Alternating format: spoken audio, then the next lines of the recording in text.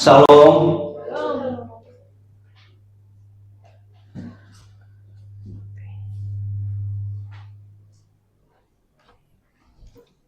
Jemaat yang dikasihi Tuhan,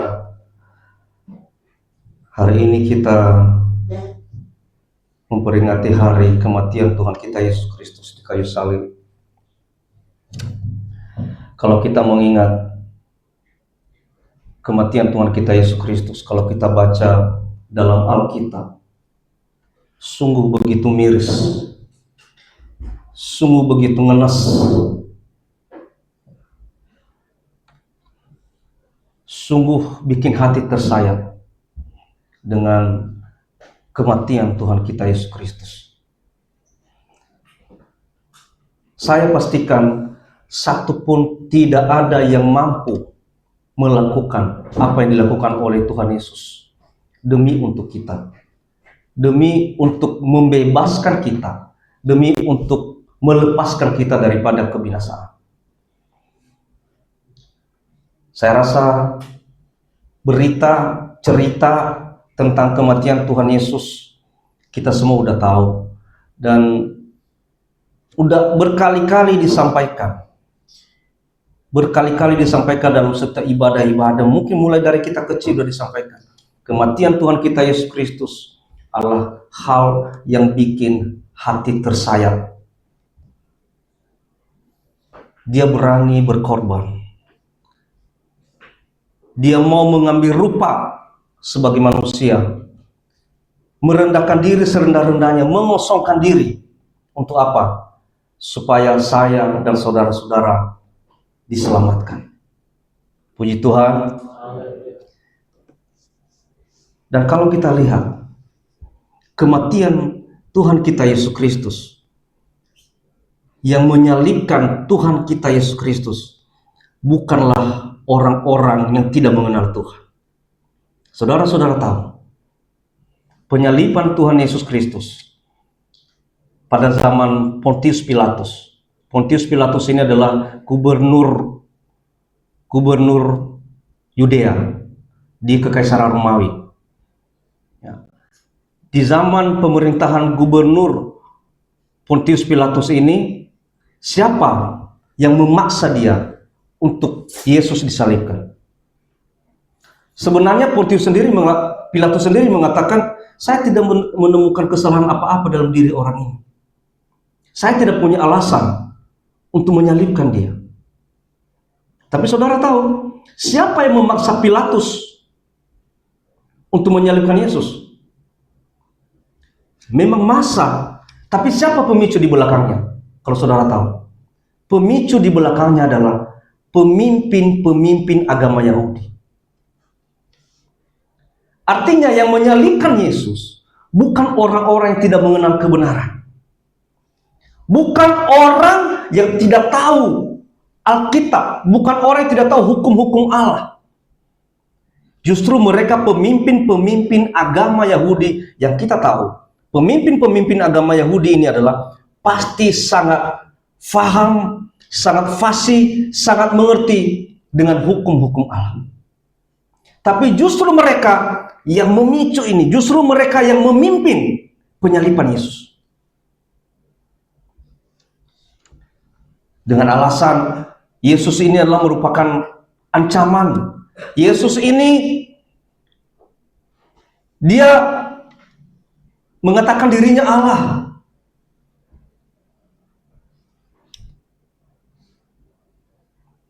Dia mengaku-ngaku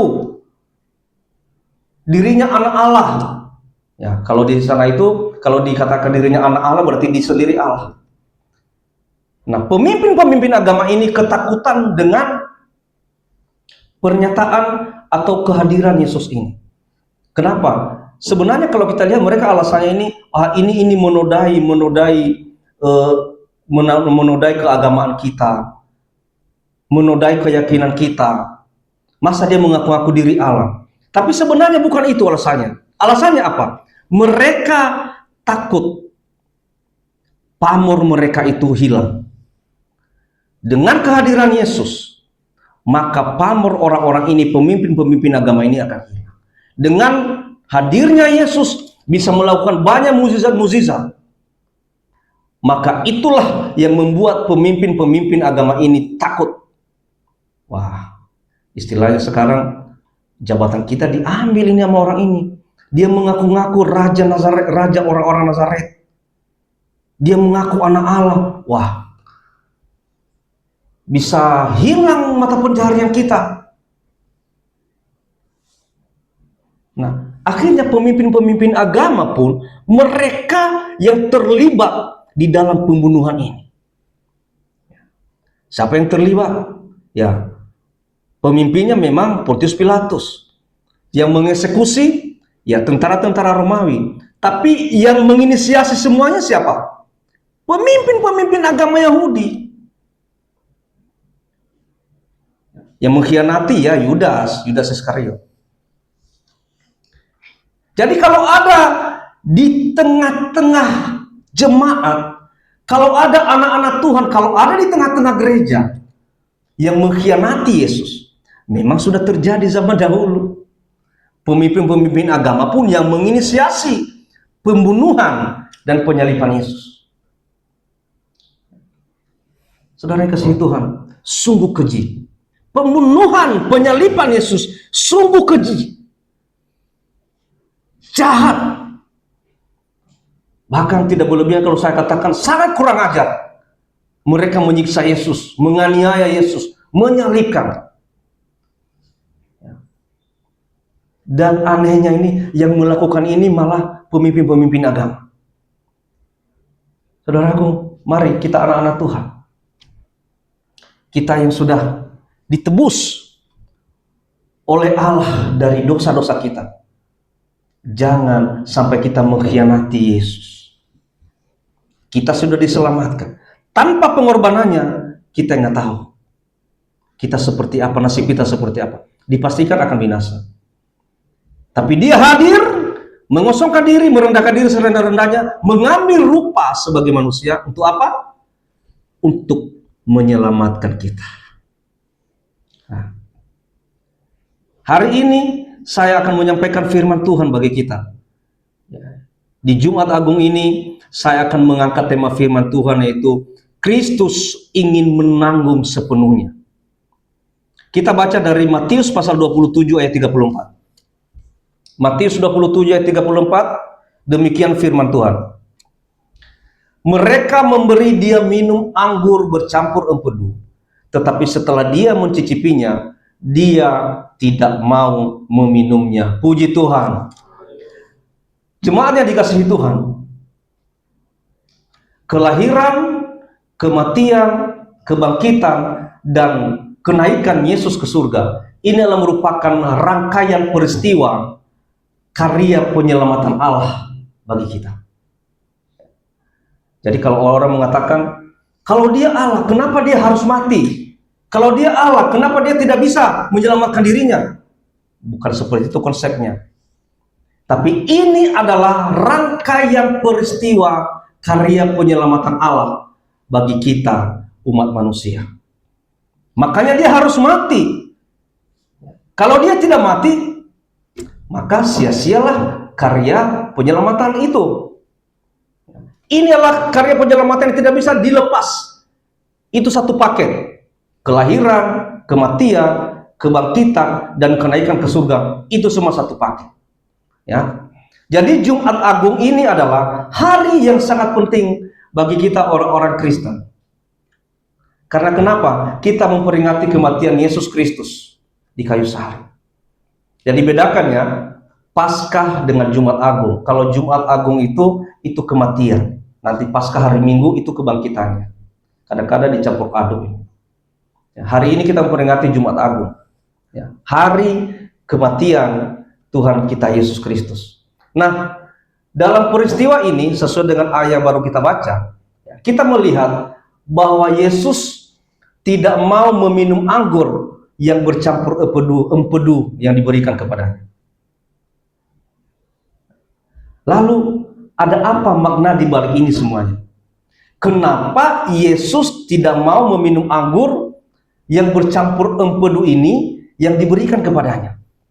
Ini yang akan kita bahas hari ini. Mengapa Yesus tidak mau minum anggur itu? Saudaraku, alasannya pertama adalah satu, Yesus menolak penghilang rasa sakit. Jadi saudaraku, biasanya pada zaman Yesus itu disalibkan, semua orang-orang yang disalibkan itu biasanya diberikan anggur bercampur empedu. Tujuannya apa? Untuk mengurangi rasa sakit, bukan menghilangkannya, untuk mengurangi rasa sakit. Sehingga orang disalib itu, yang di atas kayu salib itu, ketika dia mati, dia tidak begitu merasa kesakitan. Nah, ini dicoba disodorkan ke Yesus, ditawarkan ke Yesus. Yesus, nih, ada anggur nih bercampur empedu, minumlah, supaya kau jangan begitu merasa kesakitan. Lalu tadi, di ayat yang kita baca, mereka memberi dia minum anggur bercampur empedu, tetapi setelah dia mencicipinya, memang dia cicipin, tapi dia tidak minum. Dia tidak mau minumnya. Saya misalnya sedang disalib ini, ada yang baik hati mengatakan, minumlah anggur ini, minumlah anggur yang bercampur empedu ini, supaya kamu jangan terlalu sakit. Lalu saya tolak. Apa kata orang? Ini orang bodoh banget sih. Udah dikasih obat pengurang rasa sakit malah nggak mau minum. Dia menolak. Jadi anggur ini seperti obat bius lah ya, katakan seperti itu. Seperti obat bius yang akan mengurangi rasa sakit. Diberikan kepada Yesus. Apakah Yesus mau minum? Dia tidak mau minum. Kenapa? Alasannya apa? Ini yang perlu kita bahas. Alasan Yesus apa menolak meminum anggur yang bercampur empedu ini? Orang-orang Nias itu cowok-cowoknya biasanya disunat, benar nggak? Atau ada cowok-cowok Nias yang nggak disunat di sini? Kalau di Nias itu cowok-cowok yang nggak disunat biasanya malu, palinglah SMP. Kalau sampai SMP nggak disunat, waduh, itu bahan ledekan itu sama teman-temannya. Ada istilahnya itu apa? Kabuge. Nah, istilah yang nggak disunat itu kabuge. Ada lagi istilahnya itu cedegai. Nah, kayak apa? Jantung pisang. Tahu nggak jantung pisang itu? Jantung pisang itu kan kayak orang yang nggak disunat. Nah, itu diistilahkan itu. Jadi itu jadi bahan ledekan. Dan bahkan di Polonius itu bisa jadi apa ya? Alasan untuk berantem. Kadang-kadang suka berantem ini antara daerah, antara wilayah dengan wilayah, berantem gara-gara itu. Apalagi kalau ada saudara kita dari luar Nias datang ke Nias lalu nggak disunat, oh udah jadi bahan ledekan. Nah, semua kita pasti disunat kan, cowok-cowok. Kalau yang disunat di medis, mungkin di rumah sakit, di puskesmas, atau mungkin sama perawat atau sama dokter, biasanya kan dibius, benar? Biasanya kan dibius. Apa ada yang disunat di rumah sakit nggak dibius? Langsung dipanggil, kamu disunat, sini tidur. Langsung diambil gunting, langsung digunting. Ada yang berani nggak? Ada yang berani nggak disunat tanpa dibius? Nggak ada.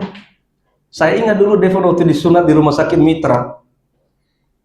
Memang waktu disuntik ada sakit. Waktu disuntik aja ada sakit. Tapi setelah disuntik dimasukin obat bius, hilang rasa sakitnya. Jadi walaupun dipotong-potong kayak keripik padang, dipotong-potong, udah nggak sakit. Kebayang nggak itu kalau nggak dibius? Sakitnya minta ampun. Nah, obat bius inilah anggur bercampur empedu ini. Anggur bercampur empedu ini diberikan kepada Yesus supaya berkurang rasa sakitnya. Tapi malah Yesus menolak. Aneh nggak? Yesus malah menolak. Pertanyaannya, apa tujuan Yesus? Apa alasan Yesus menolak anggur yang bercampur empedu ini? Alasannya adalah karena dia ingin menanggung penderitaan itu sepenuhnya. Puji Tuhan. Coba saudaraku sekalian, Yesus ingin menanggung penderitaan. Kalau dia ingin menanggung penderitaan, berarti dia ingin menanggung dosa manusia sepenuhnya. Kalau misalnya Yesus meminum anggur yang bercampur empedu itu, berarti kan berkurang rasa sakitnya. Benar?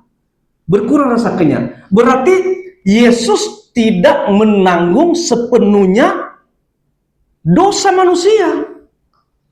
Yesus tidak menanggung sepenuhnya penderitaan. Nah, kalau misalnya Yesus hanya menanggung 90%. Pertanyaannya, siapa yang menanggung 10%?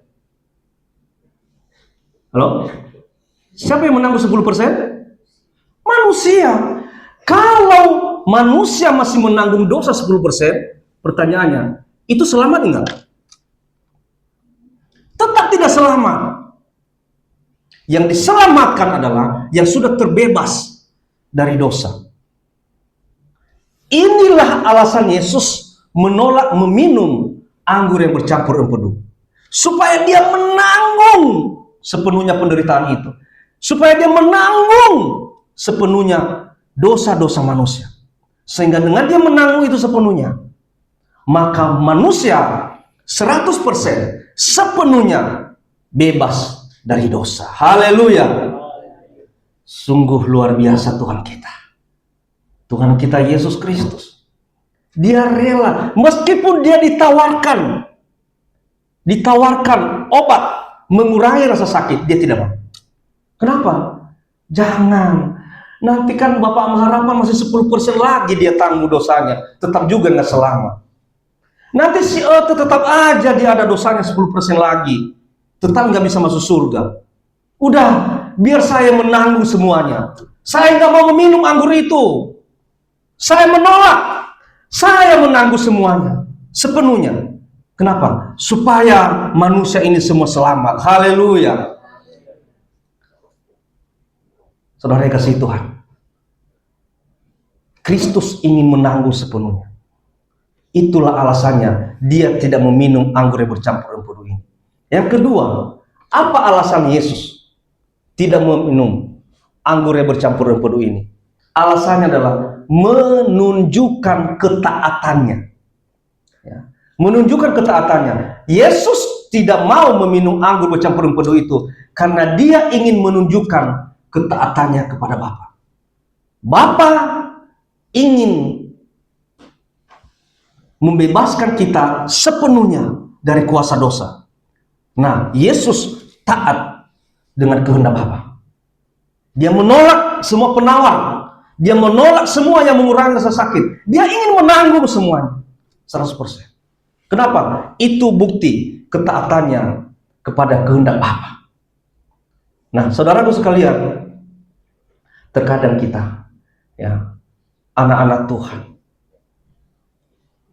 dengan penderitaan yang sekecil aja, kita sudah menyalahkan Tuhan.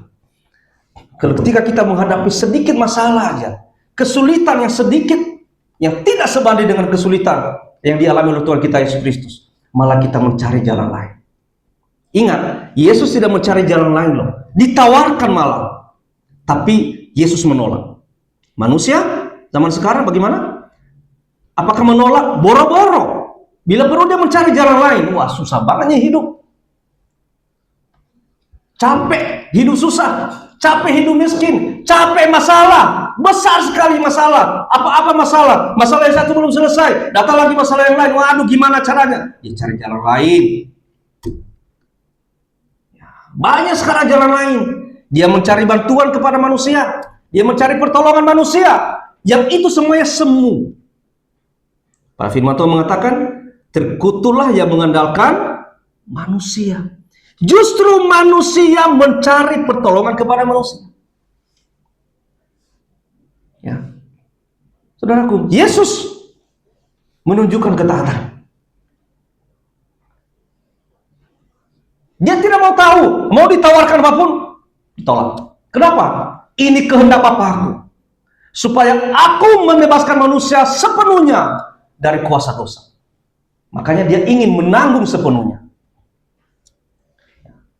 Saudara yang dikasihi Tuhan, Dan selanjutnya, selain menunjukkan ketaatannya, ini juga ketika Yesus sudah mau mati di kayu salib, dia meminum anggur asam. Jadi ada dua macam anggur ya. Yang pertama itu anggur bercampur empedu, yang kedua anggur asam. Kita baca dulu. Yohanes pasal 19 ayat 30. Yohanes pasal 19 ayat 30, demikian firman Tuhan. Sesudah Yesus meminum anggur asam itu, ini diminumnya, berkatalah ia, sudah selesai. Lalu ia menundukkan kepalanya dan menyerahkan nyawanya. Ingat ya, Yesus itu menyerahkan nyawanya. Ya, bukan nggak ada yang mengambil nyawanya, tapi dia menyerahkan nyawanya. Sesudah Yesus meminum anggur asam itu, berkatalah ia, sudah selesai. Lalu ia menundukkan kepalanya dan menyerahkan nyawanya. Nah, tentu ini sedikit agak kontradiksi kalau kita nggak baca secara teliti. Kenapa? Tadi dikatakan pertama, Yesus menolak meminum anggur, tapi itu anggur bercampur empedu. Nah, sekarang Yesus meminum anggur asam. Saya akan menunjukkan di sini, memberikan perbedaan anggur asam dengan anggur bercampur empedu. Nah, saudaraku, anggur bercampur empedu itu tadi saya katakan ketika awal penyaliban Yesus itu, dia ditawarkan anggur bercampur empedu. Ditawarkan itu tujuannya apa? Untuk mengurangi rasa sakit. Itu awal penyaliban ya. Itu awal penyaliban. Dia ditawarkan anggur bercampur empedu. Tapi Yesus menolak. Tadi saya sudah berikan alasannya. Kenapa dia menolak? Supaya dia menanggung penderitaan sepenuhnya. Supaya dia menanggung dosa manusia sepenuhnya. Agar manusia terbebaskan dari dosa. Itu. Kalau anggur bercampur empedu. Tapi kalau anggur asam itu diberikan pada akhir penyaliban. Saudaraku, setelah berjam-jam Yesus disalibkan dan menjelang kematiannya, Yesus berkata, aku haus. Kenapa dia mengatakan aku haus? Ini menunjukkan kemanusiaan Yesus yang sangat menderita di kayu salib. Kemanusiaannya yang sangat menderita di kayu salib. Dan dia mengatakan, aku haus. Yesus di kayu salib sungguh menderita. Dia kehabisan cairan, dia dehidrasi, dia menderita. Akhirnya sebelum dia mati, dia mengatakan, aku haus. Selain itu, ini juga merupakan penggenapan nubuat kitab suci. Kenapa dikatakan penggenapan nubuat kitab suci? Kita baca dulu deh. Ya, kita baca dulu di Mazmur pasal 69 ayat 22. Mazmur 69 ayat 22 dikatakan, bahkan mereka memberi aku makan racun, dan pada waktu aku haus, mereka memberi aku minum anggur asam. Saudaraku, ini adalah nubuatan. Ini dikatakan oleh Raja Daud sekitar 1000 tahun sebelumnya. Makanya dikatakan ini nubuatan. Jadi Raja Daud ini menubuatkan nanti Mesias itu akan mengatakan seperti ini. Mesias yang sejati, Mesias yang sebenarnya itu nanti akan mengatakan bahwa bahkan mereka memberi aku makan racun, dan pada waktu aku haus, mereka memberi aku minum anggur asam. Kenapa Daud menubuatkan ini? Karena Daud sudah tahu ke depan bahwa ke depan nanti akan ada yang mengaku-ngaku Mesias. Dan terbukti kan? Sekarang ini banyak mengaku-ngaku Mesias palsu. Dia mengatakan aku Mesias, ada yang mengatakan Mesias ada di sana, ada di negara A, ada di negara B. Mengaku-mengaku Mesias palsu. Makanya Raja Daud menubuatkan ini sekitar 1000 tahun sebelum Yesus lahir. Dia menubuatkan bahwa nanti Mesias yang sejati itu, dia akan mengatakan, bahkan mereka memberi aku makan racun, dan pada waktu aku haus, mereka memberi aku minum anggur asam. Ini dinubuatkan Raja Daud, dan ini tergenapi dalam diri siapa? Yang menggenapi ini adalah Yesus. Ini menandakan bahwa Yesus adalah Mesias yang sejati. Jadi kalau ada yang ngaku-ngaku itu ada Mesias di sana, ada Mesias di sini, atau kita lagi menunggu-nunggu Mesias, saudaraku, konsep mesianik itu sudah diberitahu oleh Raja Daud. Dan Mesias yang sebenarnya itu nanti dia akan minum anggur asam. Dia nanti akan diberikan racun. Nanti dia akan mengatakan, aku haus. Dan Yesus sudah mengatakan itu, aku haus. Jadi apa yang dilakukan oleh Yesus ini di kayu salib, ini merupakan penggenapan daripada nubuatan kitab suci yang disampaikan oleh Raja Daud sekitar 1000 tahun yang lalu sebelum Yesus lahir. Kita punya Allah, kita punya Mesias yang benar-benar Mesias yang sejati, yang benar-benar telah membebaskan kita dari dosa kita. Dia telah mati di kayu salib. Hari ini kita memperingati, saudara. Oleh karena itu, jangan kita menjadi orang-orang yang tidak tahu diri. Yesus sudah rela menderita bagi kita. Dia pun tidak mau menerima penawar rasa sakit. Dia pun tidak mau meminum anggur bercampur empedu itu. Untuk apa? Supaya saya dan saudara-saudara semuanya 100% sepenuhnya terbebaskan daripada dosa. Oleh karena itu, kalau Allah melalui diri Yesus sudah begitu baik dengan kita, baiklah kita jangan menjadi orang yang tidak tahu berterima kasih. Bagaimana cara kita berterima kasih? Respon pengorbanan Yesus dengan engkau mencari Dia. Respon pengorbanan Yesus dengan engkau banyak mengasihi. Kasihilah Tuhan Allahmu seperti engkau mengasihi dirimu sendiri. Kasihi sesamamu juga. Berbuat kasih kepada orang lain. Ya, saudaraku, sebelum Yesus mati di kayu salib, tabir itu tertutup. Antara ruang suci dengan ruang maha suci tertutup, ditutup oleh tabir. Artinya apa? Kita tidak boleh sembarangan menghadap kepada Tuhan. Ada nggak manusia yang tangannya sampai ke 10 meter? Nggak ada. Paling juga kalau manusia dari bawah disobek. Tapi ini dikatakan robek dari atas sampai ke bawah. Berarti siapa yang merobek itu? Allah sendiri. Dengan kematian Yesus, maka Allah membebaskan kita, semua manusia, untuk bisa bertemu dengan Dia. Kapan saja Tuhan memberikan waktu, memberikan kesempatan. Makanya saudaraku sekalian, kalau Tuhan itu sudah memberikan kita kesempatan kapan saja, jangan engkau sia-siakan waktu itu. Justru kita sekarang banyak waktu untuk bisa datang kepada Tuhan, kita yang nggak datang kepada Tuhan. Banyak sebenarnya kesempatan untuk bisa datang berlutut kepada Tuhan, untuk bisa melayani Tuhan, tapi kita tidak mau melakukan itu. Apakah engkau mau kembali seperti zaman dulu sebelum Yesus mati? Setiap engkau berdosa, engkau mencuri, engkau menipu, engkau harus mengorbankan dulu darah hewan, darah binatang. Berapa harga binatang? Berapa harga hewan? Dikatakan orang miskin aja dia harus mempersembahkan burung merpati, kalau nggak burung tekukur. Itu juga beli kan? Nggak ada yang gratis. Kalau orang kaya harus mempersembahkan domba atau hewan-hewan lainnya.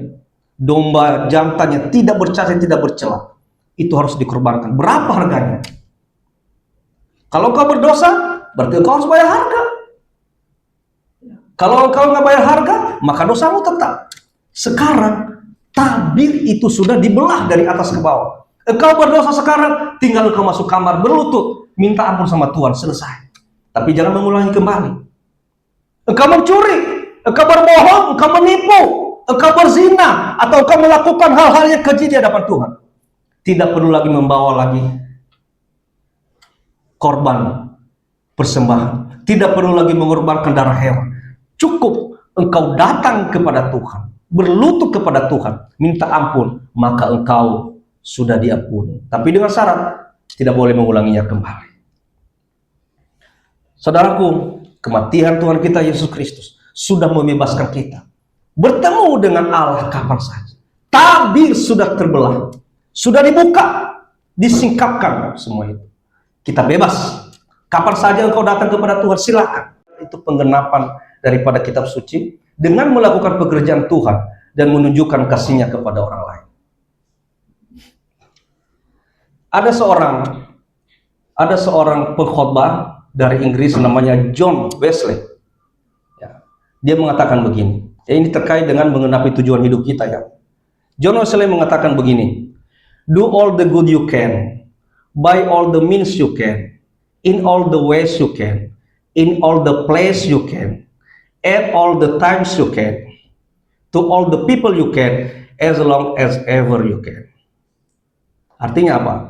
Lakukan semua kebaikan yang kamu bisa, dengan segala cara yang kamu bisa, dengan segala hal yang kamu bisa, pada setiap saat yang kamu bisa, kepada semua orang yang kamu bisa, selama kamu mampu. Saudaraku, mengenapi tujuan hidup kita ini berkaitan dengan teorinya atau ya perkataannya si John Wesley. Semua kebaikan lakukanlah yang kamu bisa. Jangan misalnya kamu tahu itu bisa kamu lakukan, tapi justru kau tidak mau melakukan. Selama kamu mampu, katanya, lakukanlah. Do all the good you can. Lakukan segala kebaikan yang kamu bisa. By all the means you can, in all the place you can, the ways you can. Dan selama kamu bisa lakukan semua kebaikan. Ya, saudaraku, jangan pelit melakukan kebaikan. Ya, Tuhan Yesus begitu banyak kepada kita, mengorbankan nyawanya sekalipun. Ya, dia menolak semua tawaran-tawaran dunia, tawaran-tawaran penawar pengurang rasa sakit, tapi dia mau menanggung semuanya. Itu apa? Menunjukkan ketaatan kepada Tuhan dan untuk membebaskan kita 100% sepenuhnya daripada kuasa dosa. Karena pengorbanannya, saat ini saya dan saudara bisa ada di tempat ini. Oleh karena itu, mari tetap bersukacita. Bersukacita dan hargailah dirimu. Dirimu telah ditebus bukan dengan emas dan perak, bukan dengan harga murah, tapi hidupku dan hidup kita semua ditebus dengan harga yang begitu mahal, yaitu dengan darah Yesus. Puji Tuhan, Tuhan Yesus memberkati. Saya mengundang pemain musik maju ke depan.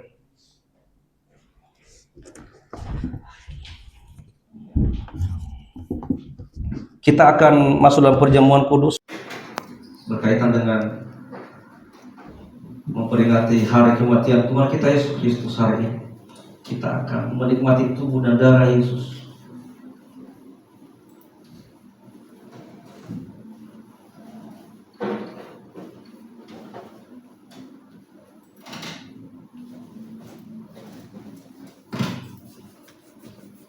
Saya mengundang hamba Tuhan maju ke depan. Kita akan pujian maju ke depan tempat ini, hamba Tuhan. Kita akan pujian salibnya. Nanti di akhir pujian, Bapak Guru BGA akan berdoa bagi kita. Sambil main musik, saudara dari Tuhan, hari ini kita memperingati hari kematian Tuhan kita Yesus Kristus. Tadi saya katakan begitu menyayat hati. Oleh karena itu, hargailah setiap tetesan darah Tuhan kita Yesus Kristus.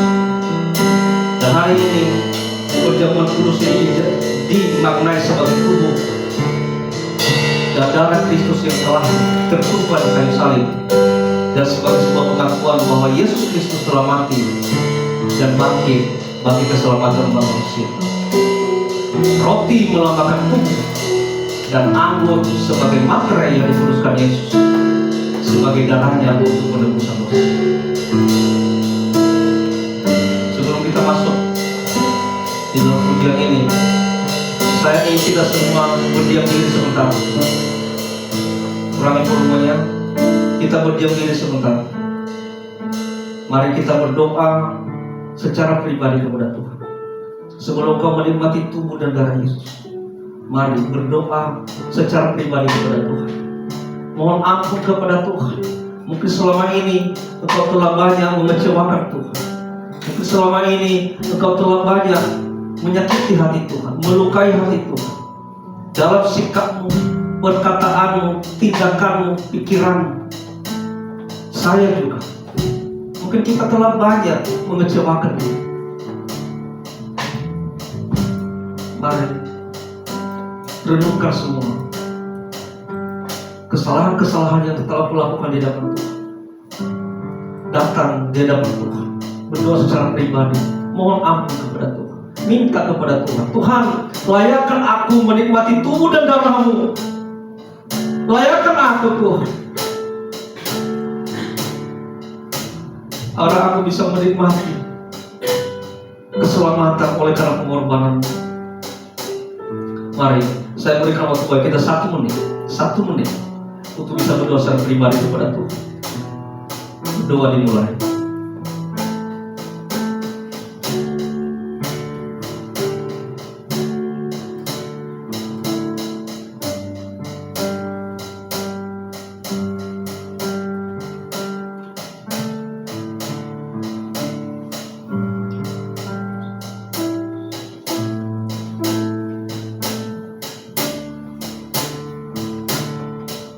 Haleluya, terima kasih Tuhan. Engkau tahu Tuhan, setiap anak-Mu telah mereka telah datang meletakkan diri di hadapan-Mu Tuhan. Mohon pengampunan-Mu segala sikap perbuatan yang telah mengecewakan-Mu selama ini Tuhan. Ampuni kami semuanya Tuhan. Tutup bungkus kami dengan darah, sucikan kami dengan firman-Mu Tuhan, dan layakkan kami untuk menikmati tubuh dan darah-Mu. Haleluya. Kita akan pujian buat Tuhan. Saling dan kemudian nanti Bapak Guru kita akan berdoa bagi kita. Haleluya Yesus. Oh, haleluya.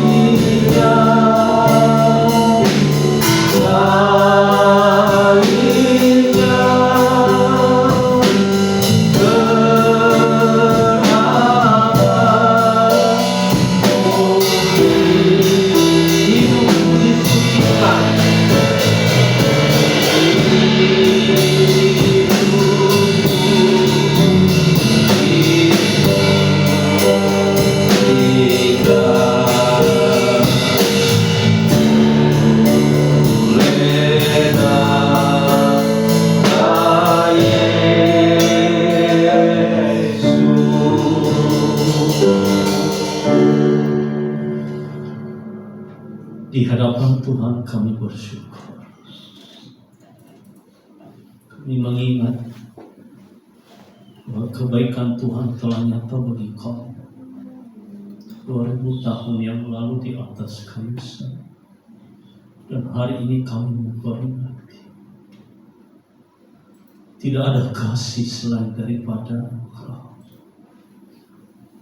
memberikan dirimu untuk hidup kami. Sepenuhnya Engkau tangguh oleh hidup kami.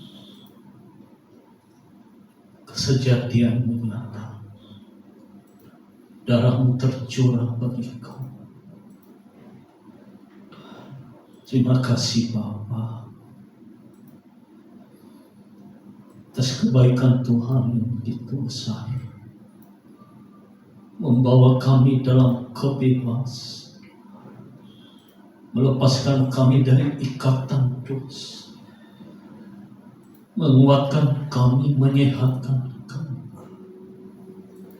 dan melalui darah, melalui tubuhmu yang telah Engkau berikan bagi kami, saat ini kami bersekutu di hadapan Kau, menikmati darah dan tubuh yang telah Engkau berikan bagi kami, Bapa. Kami yakin bahwa kematian mengingatkan kami bahwa hidup kami juga mati, dosa kami terhapuskan, dan kebangkitan membawa kami dalam kemenangan. Layakkan kami menerima darah dan tubuh. Kekudusan biarlah menjadi bagian kami melalui perjamuan saat ini. Biarlah Tuhan dipuji, dimuliakan. Terima kasih Bapa.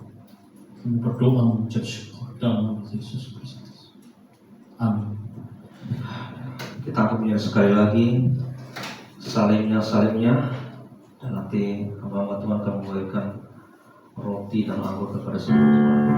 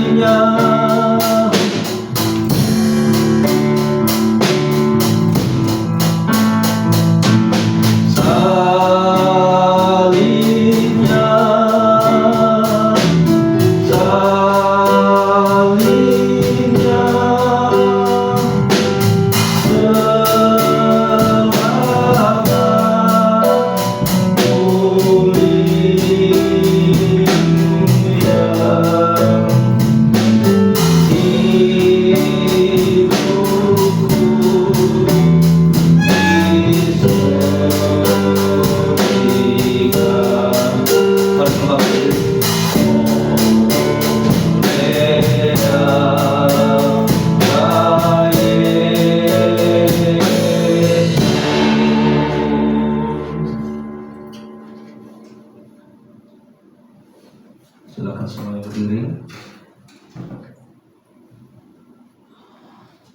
Kalau semua sudah mendapatkan tubuh dan darah Yesus, silakan angkat roti di tangan kanan saudara.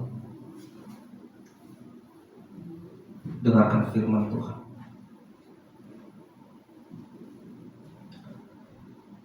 Sebab apa yang telah kuteruskan kepadamu telah aku terima dari Tuhan, yaitu bahwa Tuhan Yesus pada malam waktu ia diserahkan mengambil roti, Dan sesudah itu, ia mengucap syukur atasnya. Ia memecah-mecahkannya dan berkata, inilah tubuhku yang diserahkan bagi kamu. Berbuatlah ini menjadi peringatan akan aku. Roti dimakan dalam nama Tuhan Yesus Kristus.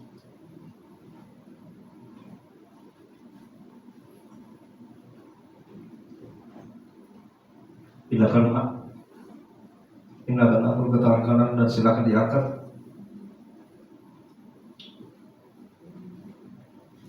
Dengarkan firman Tuhan. Demikian juga yang mengambil cawan sesudah makan lalu berkata, cawan ini adalah perjanjian baru yang dimeteraikan oleh darahku. Perbuatlah ini setiap kali kamu meminumnya menjadi peringatan akan aku. Ambil minum dalam nama Tuhan Yesus Kristus.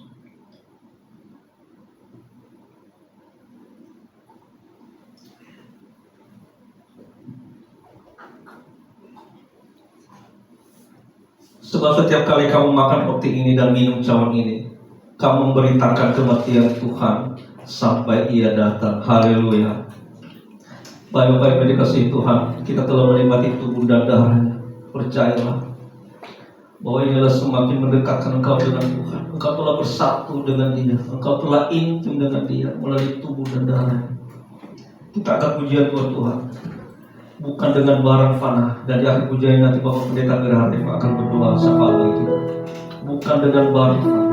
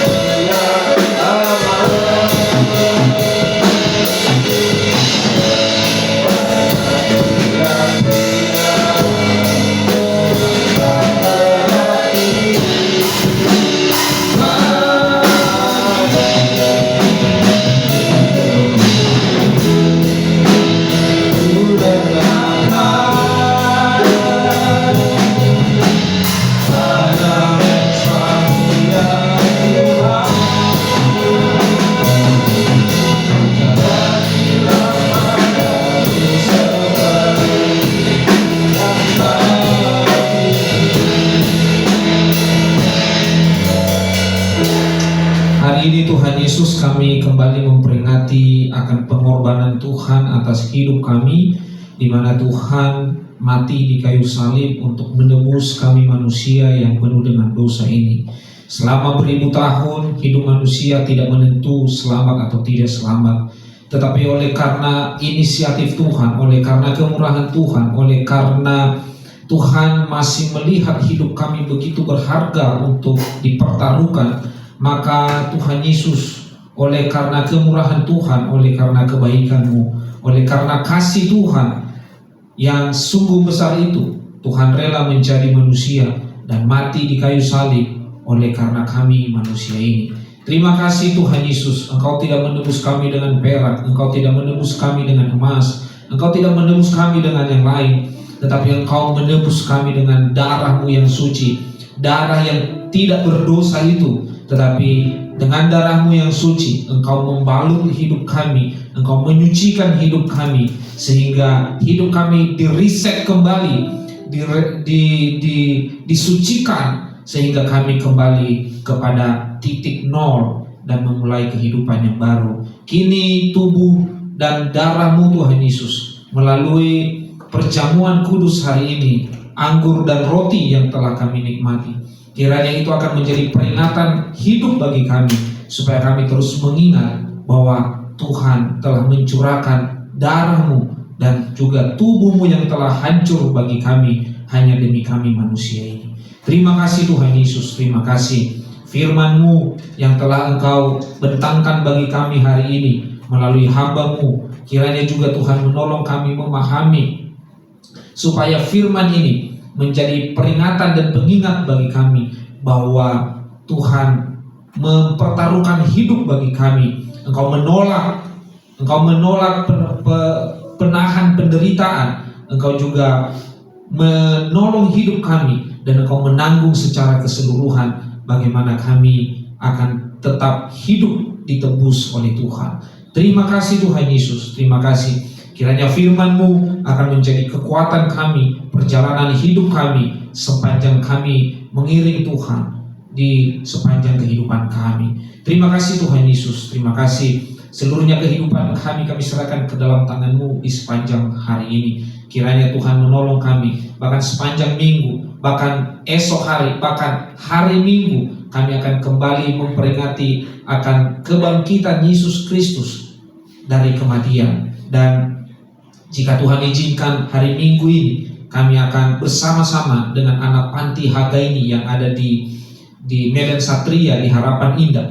Kiranya juga Tuhan akan memberikan pertolongan bagi kami, supaya kami bersuka cita bersama, memperingati bersama bagaimana rasanya, bagaimana sukacitanya ketika Yesus bangkit dari kematian dan selesai sudah penebusan Tuhan atas kehidupan kami. Terima kasih Tuhan Yesus, terima kasih. Kami akan menyerahkan seluruh kehidupan kami ke dalam tangan Tuhan. Kiranya Tuhan akan terus menolong setiap kami. Terima kasih Tuhan Yesus, terima kasih. Inilah hidup kami, tubuh jiwa roh kami, hanya kami serahkan ke dalam tangan-Mu. Dan kami akan mengakhiri doa kami ini dengan doa Bapa kami. Bapa kami dalam surga, dikuduskanlah nama-Mu.